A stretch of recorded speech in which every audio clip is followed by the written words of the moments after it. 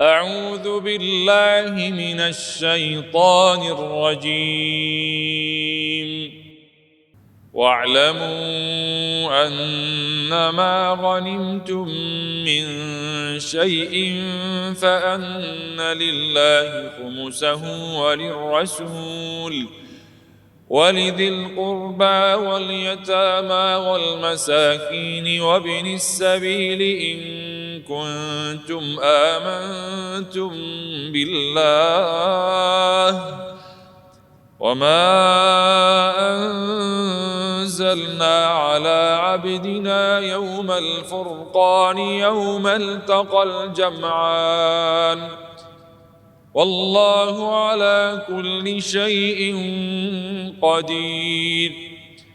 إذ أنتم بالعدوة الدنيا وهم بالعدوة القصوى والركب أسفل منكم ولو تواعدتم لاختلفتم في الميعاد ولكن ليقضي الله أمرا كان مفعولا ليهلك من هلك عن بينة ويحيى من حي عن بينة وإن الله لسميع عليم. إذ يريكهم الله في منامك قليلا ولو أراكهم كثيرا لفشلتم ولتنازعتم في الأمر ولكن الله سلم إنه عليم بذات الصدور. وإذ يريكموهم إذ التقيتم في أعينكم قليلا ويقللكم في أعينهم ليقضي الله أمرا كان مفعولا وإلى الله ترجع الأمور. يا أيها الذين آمنوا إذا لقيتم فئة فاثبتوا واذكروا الله كثيرا لعلكم تفلحون. وأطيعوا الله ورسوله ولا تنازعوا فتفشلوا وتذهب ريحكم واصبروا إن الله مع الصابرين. ولا تكونوا كالذين خرجوا من ديارهم بطرا ورئاء الناس ويصدون عن سبيل الله والله بما يعملون محيط. وإذ زين لهم الشيطان أعمالهم وقال لا غالب لكم اليوم من الناس وإني جار لكم فلما تراءت الفئتان نكص على عقبيه وقال إني بريء منكم إني أرى ما لا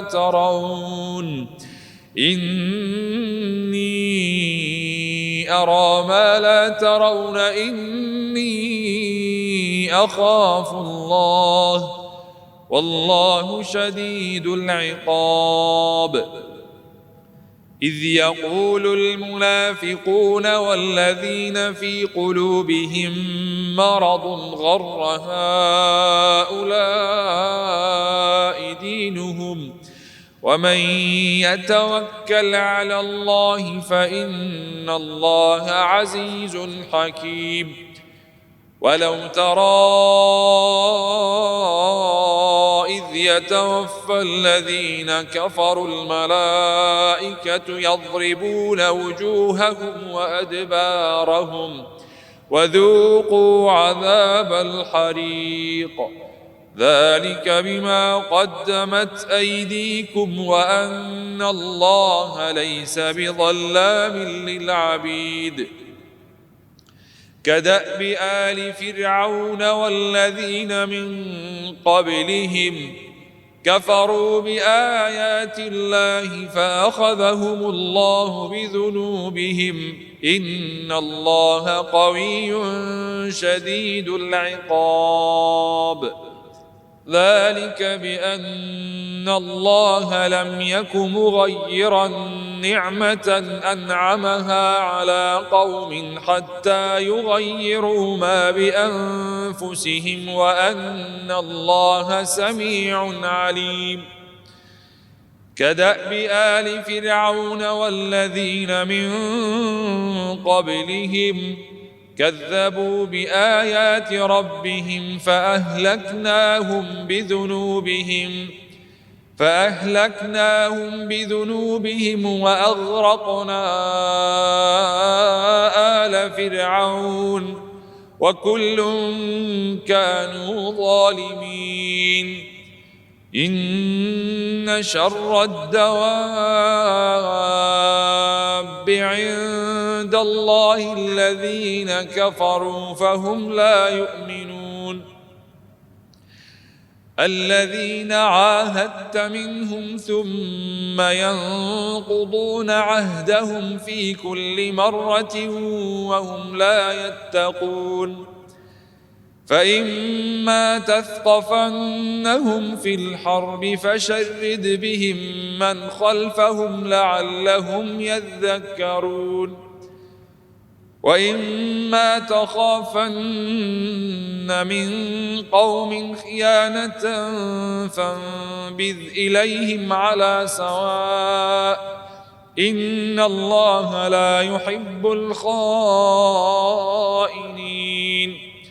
ولا يحسبن الذين كفروا سبقوا إنهم لا يعجزون.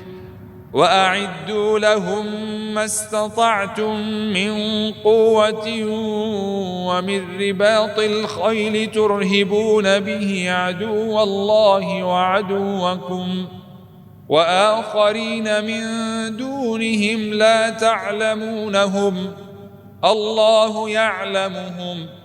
وما تنفقوا من شيء في سبيل الله يوفى إليكم وأنتم لا تظلمون. وإن جنحوا للسلم فاجنح لها وتوكل على الله إنه هو السميع العليم. وإن يريدوا أن يخدعوك فإن حسبك الله هو الذي أيدك بنصره وبالمؤمنين وألف بين قلوبهم لو أنفقت ما في الأرض جميعا ما ألفت بين قلوبهم ولكن الله ألف بينهم إنه عزيز حكيم. يا أيها النبي حسبك الله ومن اتبعك من المؤمنين. يا أيها النبي حرض المؤمنين على القتال إن يكن منكم 20 صابرون يغلبوا 200 وإن يكن منكم 100 يغلبوا 1000 من الذين كفروا بأنهم قوم لا يفقهون. الآن خفف الله عنكم وعلم أن فيكم ضعفا فإن يكن منكم 100 صابرة يغلبوا 200 وإن يكن منكم 1000 يغلبوا 2000 بإذن الله والله مع الصابرين. ما كان لنبي أن يكون له أسرى حتى يثخن في الأرض تريدون عرض الدنيا والله يريد الآخرة والله عزيز حكيم. لولا كتاب من الله سبق لمسكم فيما أخذتم عذاب عظيم فكلوا مما غنمتم حلالا طيبا واتقوا الله إن الله غفور رحيم. يا أيها النبي قل لمن في أيديكم من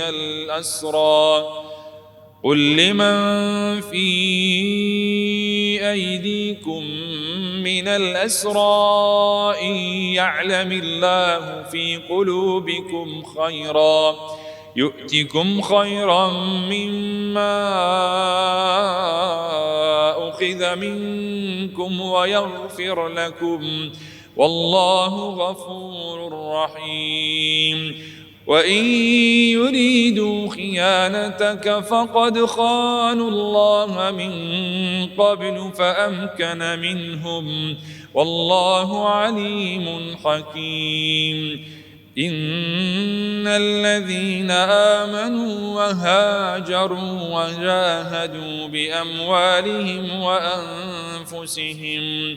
وجاهدوا بأموالهم وأنفسهم في سبيل الله والذين آووا ونصروا أولئك بعضهم أولياء بعض والذين آمنوا ولم يهاجروا ما لكم من ولايتهم من شيء حتى يهاجروا.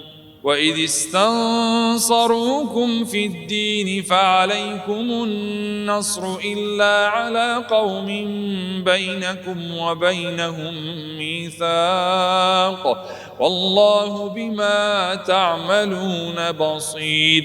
والذين كفروا بعضهم أولياء بعض إلا تفعلوه تكن فتنة في الأرض وفساد كبير.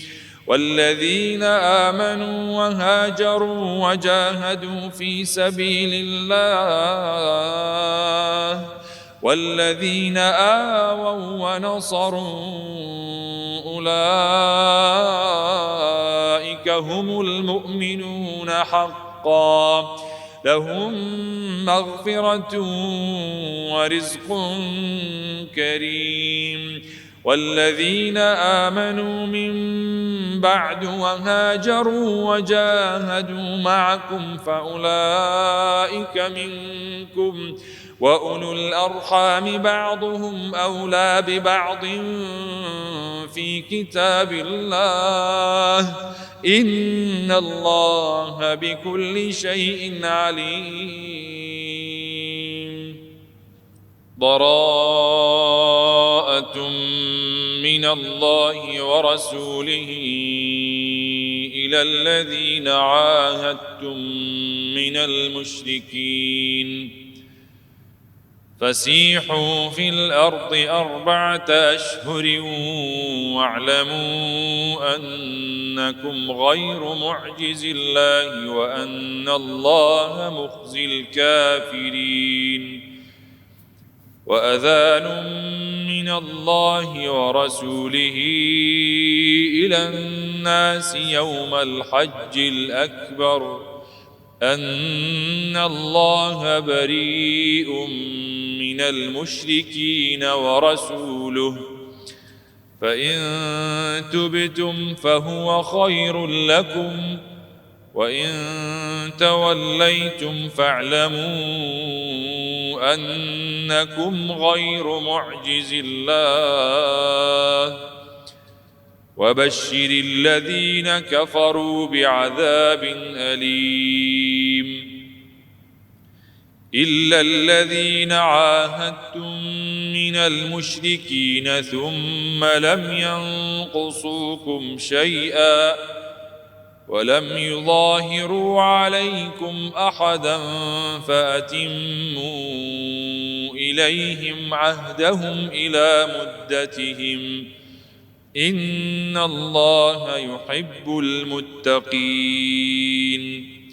فإذا انسلخ الأشهر الحرم فاقتلوا المشركين حيث وجدتموهم وخذوهم واحصروهم واقعدوا لهم كل مرصد، فإن تابوا وأقاموا الصلاة وآتوا الزكاة فخلوا سبيلهم، إن الله غفور رحيم. وإن أحد من المشركين استجارك فأجره حتى يسمع كلام الله ثم أبلغه مأمنه، ذلك بأنهم قوم لا يعلمون. كيف يكون للمشركين عهد عند الله وعند رسوله إلا الذين عاهدتم عند المسجد الحرام، فما استقاموا لكم فاستقيموا لهم، إن الله يحب المتقين. كيف وإن يظهروا عليكم لا يرقبوا فيكم إلا ولا ذمة، يرضونكم بأفواههم وتأبى قلوبهم وأكثرهم فاسقون. اشتروا بآيات الله ثمنا قليلا فصدوا عن سبيله، إنهم ساء ما كانوا يعملون. لا يرقبون في مؤمن إلا ولا ذمة، وأولئك هم المعتدون. فإن تابوا وأقاموا الصلاة وآتوا الزكاة فإخوانكم في الدين، ونفصل الآيات لقوم يعلمون. وإن نكثوا أيمانهم من بعد عهدهم وطعنوا في دينكم فقاتلوا أئمة الكفر إنهم لا أيمان لهم لعلهم ينتهون. ألا تقاتلون قوما نكثوا أيمانهم وهموا بإخراج الرسول وهم بدأوكم أول مرة أتخشونهم فالله أحق أن تخشوه إن كنتم مؤمنين. قاتلوهم يعذبهم الله بأيديكم ويخزهم وينصركم عليهم ويشف صدور قوم مؤمنين ويذهب غيظ قلوبهم ويتوب الله على ما يشاء والله عليم حكيم. أم حسبتم أن تتركوا ولما يعلم الله الذين جاهدوا منكم ولم يتخذوا من دون الله ولا رسوله ولا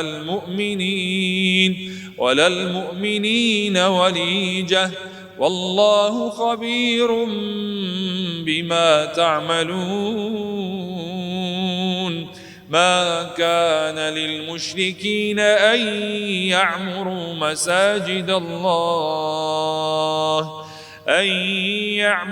مساجد الله شاهدين على أنفسهم بالكفر أولئك حبطت أعمالهم وفي النار هم خالدون. إنما يعمر مساجد الله من آمن بالله واليوم الآخر وأقام الصلاة وآتى الزكاة ولم يخش إلا الله فعسى أولئك أن يكونوا من المهتدين. أجعلتم سقاية الحاج وعمارة المسجد الحرام كمن آمن بالله واليوم الآخر وجاهد في سبيل الله لا يستوون عند الله والله لا يهدي القوم الظالمين. الذين آمنوا وهاجروا وجاهدوا في سبيل الله بأموالهم وأنفسهم أعظم درجة عند الله وأولئك هم الفائزون.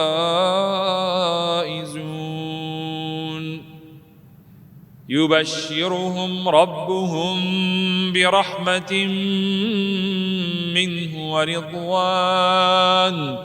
ورضوان وجنات لهم فيها نعيم مقيم خالدين فيها أبدا إن الله عنده أجر عظيم. يا أيها الذين آمنوا لا تتخذوا آباءكم وإخوانكم أولياء إن استحبوا الكفر على الإيمان ومن يتولهم منكم فأولئك هم الظالمون. قل إن كان آباؤكم وأبناؤكم وإخوانكم وأزواجكم وعشيرتكم وأموال اقترفتموها وتجارة تخشون كسادها ومساكن ترضونها أحب إليكم من الله ورسوله وجهاد في سبيله فتربصوا حتى يأتي الله بأمره والله لا يهدي القوم الفاسقين. لقد نصركم الله في مواطن كثيرة ويوم حنين إذ أعجبتكم كثرتكم فلم تغن عنكم شيئا وضاقت عليكم الأرض بما رحبت ثم وليتم مدبرين ثم أنزل الله سكينته على رسوله وعلى المؤمنين وأنزل جنودا لم تروها وعذب الذين كفروا وذلك جزاء الكافرين ثم يتوب الله من بعد ذلك على من يشاء والله غفور رحيم يا أيها الذين آمنوا إنما المشركون نجس فلا يقربوا المسجد الحرام بعد عامهم هذا وإن خفتم عيلة فسوف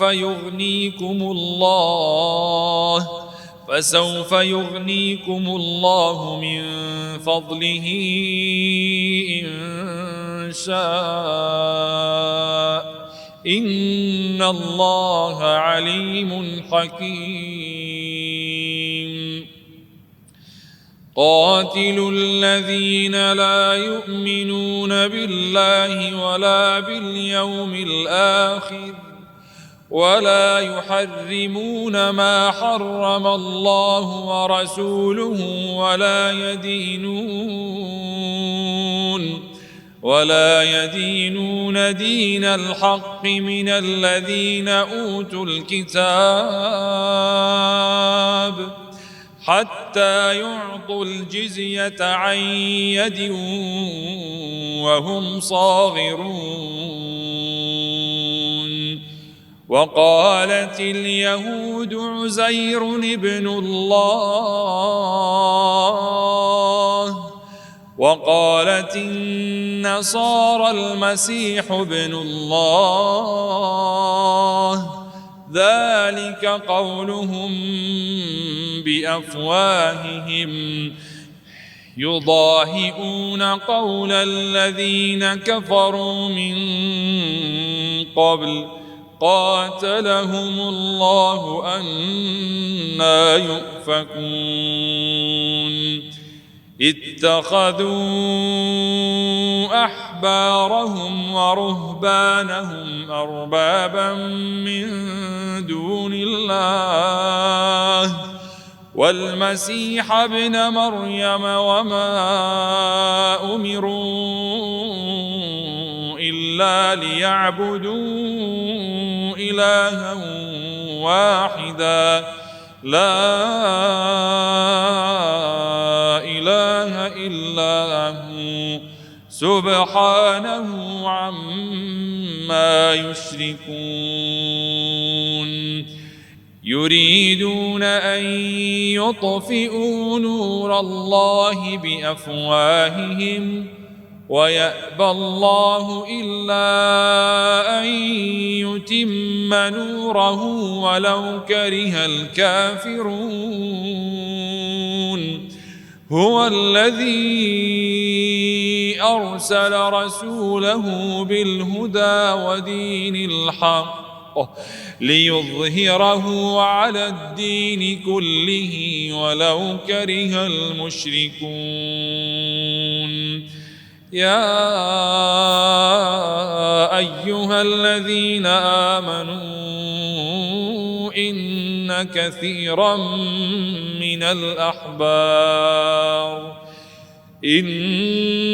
كثيرا من الأحبار والرهبان ليأكلون أموال الناس بالباطل ويصدون عن سبيل الله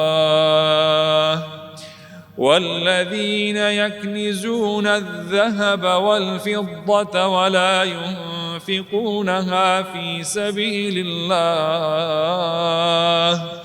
فبشرهم بعذاب أليم يوم يحمى عليها في نار جهنم فتكوى بها جباههم وجنوبهم وظهورهم هذا ما كنزتم لأنفسكم فذوقوا ما كنتم تكنزون إن عدة الشهور عند الله 12 شهرا في كتاب الله يوم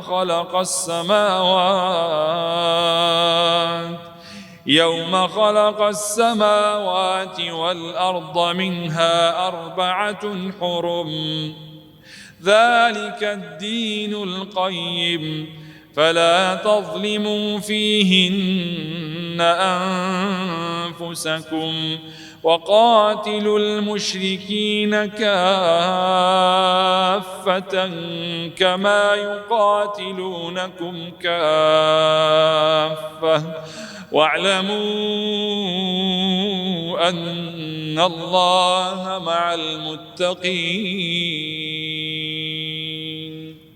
إنما النسيء زيادة في الكفر يضل به الذين كفروا يحلونه عاما ويحرمونه عاما ليواطئوا عدة ما حرم الله فيحلوا ما حرم الله زين لهم سوء أعمالهم والله لا يهدي القوم الكافرين يا أيها الذين آمنوا ما لكم إذا قيل لكم انفروا في سبيل الله اثاقلتم إلى الأرض أرضيتم بالحياة الدنيا من الآخرة فما متاع الحياة الدنيا في الآخرة إلا قليل إلا تنفروا يعذبكم عذابا أليما ويستبدل قوما غيركم ولا تضروه شيئا والله على كل شيء قدير إلا تنصروه فقد نصره الله إذ أخرجه الذين كفروا ثاني اثنين إذ هما في الغار إذ يقول لصاحبه لا تحزن إن الله معنا فأنزل الله سكينته عليه وأيده بجنود لم تروها وجعل كلمة الذين كفروا السفلى وكلمة الله هي العليا والله عزيز حكيم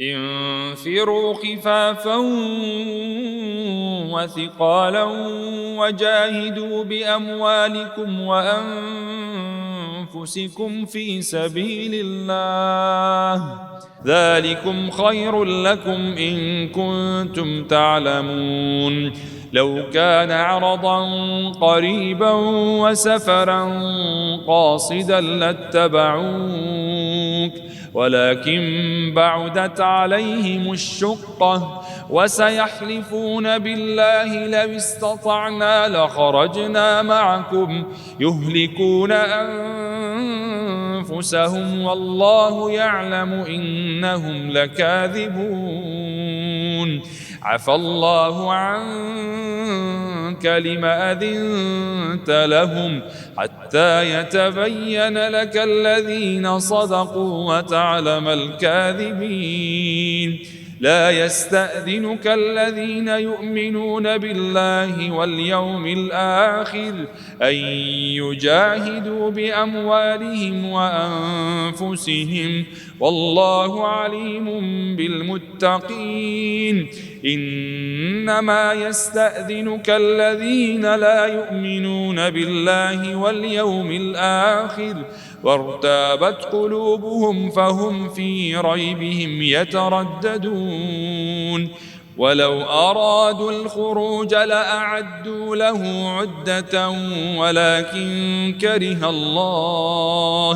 ولكن كره الله بعاثهم فثبطهم وقيل اقعدوا مع القاعدين.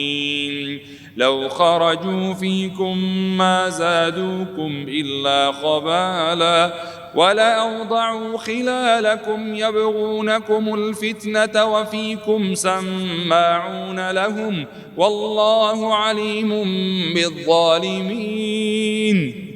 لقد ابتغوا الفتنة من قبل وقلبوا لك الأمور حتى جاء الحق وظهر أمر الله وهم كارهون. ومنهم من يقول ائذن لي ولا تفتني ألا في الفتنة سقطوا وإن جهنم لمحيطة بالكافرين. إن تصبك حسنة تسؤهم وإن تصبك مصيبة يقولوا قد أخذنا أمرنا من قبل ويتولوا وهم فرحون. قل لن يصيبنا إلا ما كتب الله لنا هو مولانا وعلى الله فليتوكل المؤمنون. قل هل تربصون بنا إلا إحدى الحسنيين ونحن نتربص بكم أن يصيبكم الله بعذاب من عنده أو بأيدينا فتربصوا إنا معكم متربصون. قل أنفقوا طوعا أو كرها لن يتقبل منكم إنكم كنتم قوما فاسقين. وما منعهم أن تقبل منهم نفقاتهم إلا أنهم كفروا بالله وبرسوله ولا يأتون الصلاة إلا وهم كسالى ولا ينفقون إلا وهم كارهون. فلا تعجبك أموالهم ولا أولادهم إنما يريد الله ليعذبهم بها في الحياة الدنيا وتزهق أنفسهم وهم كافرون. ويحلفون بالله إنهم لمنكم وما هم منكم ولكنهم قوم يفرقون. لو يجدون ملجأ أو مغارات أو مدخلا لولوا إليه وهم يجمحون. ومنهم من يلمزك في الصدقات فإن أعطوا منها رضوا وإن لم يعطوا منها إذا هم يسخطون. ولو أنهم رضوا ما آتاهم الله ورسوله وقالوا حسبنا الله سيؤتينا الله من فضله ورسوله إنا إلى الله راغبون. إنما الصدقات للفقراء والمساكين والعاملين عليها والمؤلفة قلوبهم وفي الرقاب والغارمين وفي سبيل الله وابن السبيل فريضة من الله والله عليم حكيم. ومنهم الذين يؤذون النبي ويقولون هو أذن قل أذن خير لكم يؤمن بالله ويؤمن للمؤمنين ورحمة للذين آمنوا منكم والذين يؤذون رسول الله لهم عذاب أليم يحلفون بالله لكم ليرضوكم والله ورسوله أحق أن يرضوه إن كانوا مؤمنين ألم يعلموا أنه من يحادد الله ورسوله فأن له نار جهنم خالدا فيها ذلك الخزي العظيم يحذر المنافقون أن تنزل عليهم سورة تنبئهم بما في قلوبهم قل استهزئوا إن الله مخرج ما تحذرون ولئن سألتهم ليقولن إنما كنا نخوض ونلعب قل أبالله وآياته ورسوله كنتم تستهزئون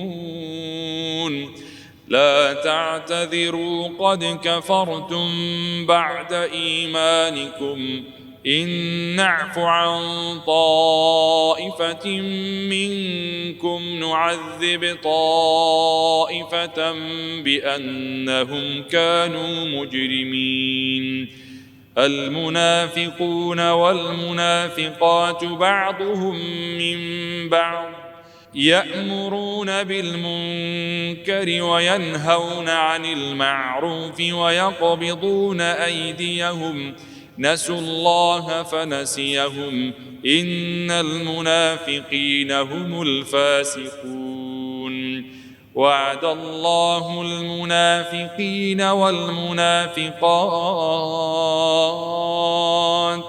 والكفار نار جهنم خالدين فيها هي حسبهم ولعنهم الله ولهم عذاب مقيم كالذين من قبلكم كانوا أشد منكم قوة وأكثر أموالا وأولادا فاستمتعوا بخلاقهم فما استمتعتم بخلاقكم كما استمتع الذين من قبلكم بخلاقهم وخضتم كالذي خاضوا أولئك حبطت أعمالهم في الدنيا والآخرة وأولئك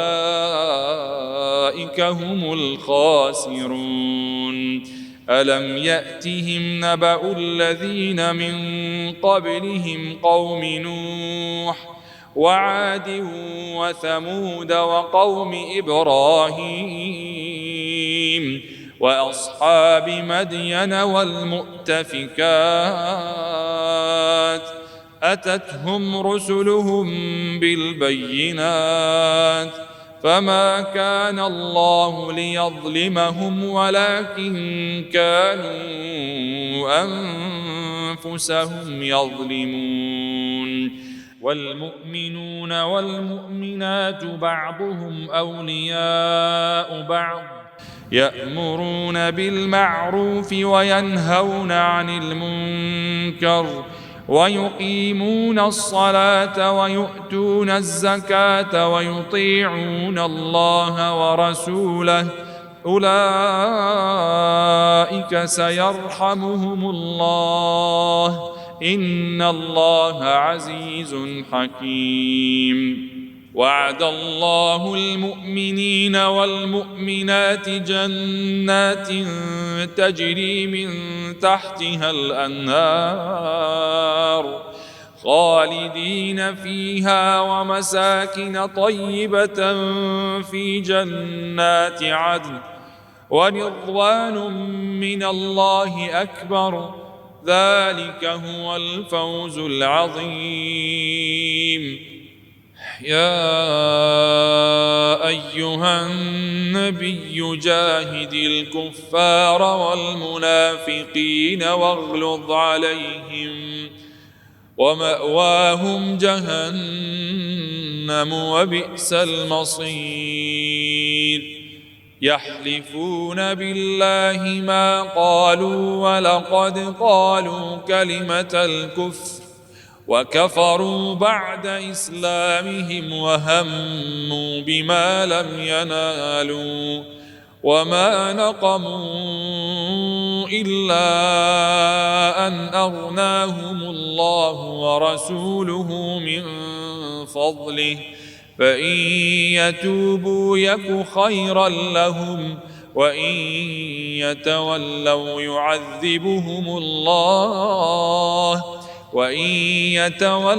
يعذبهم الله عذابا أليما في الدنيا والآخرة، وما لهم في الأرض من ولي ولا نصير.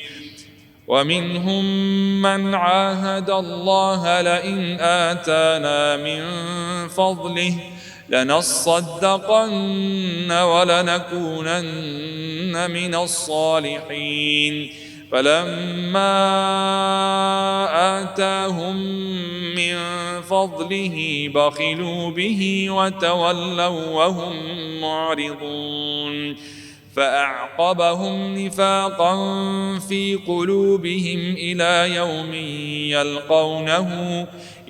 يوم يلقونه بما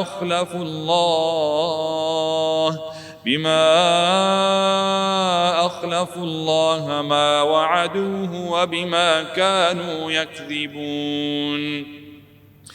ألم يعلموا أن الله يعلم سرهم ونجواهم وأن الله علام الغيوب؟